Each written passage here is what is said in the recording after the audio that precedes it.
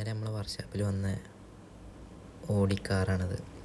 ഇതിൻ്റെ self motor പോയ കാരണം ഇതിൻ്റെ ഗിയർ ബോക്സ് ഇറക്കേണ്ടി വന്നു. അതിൻ്റെ ഗിയർ ബോക്സാണ് ഈ കിടക്കുന്നത്. കാരണം എന്താ വെച്ചാൽ ഇതിൻ്റെ ക്ലച്ച് ഭയങ്കര ടൈറ്റ്.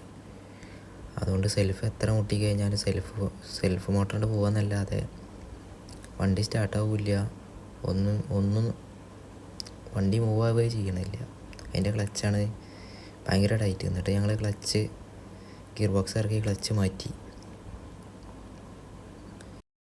ഫ്ലൈ വീലും കാര്യങ്ങളൊക്കെ അയച്ച് ഇതാണ് സാധനം. ഇതൊക്കെ അയച്ച് രണ്ടാമത് പ്ലേയും കാര്യങ്ങളൊക്കെ നോക്കി ഫുള്ള് ഫ്രീ ആണോ ഒക്കെ നോക്കി രണ്ടാമത് സെറ്റ് ചെയ്ത് കയറ്റിയാണ്. ഇപ്പോൾ കുഴപ്പമൊന്നുമില്ല, ഇപ്പോൾ ഓക്കെ ആയി വണ്ടിക്ക്. എവിടെയാണ് എന്താണ് കംപ്ലൈൻറ്റ്?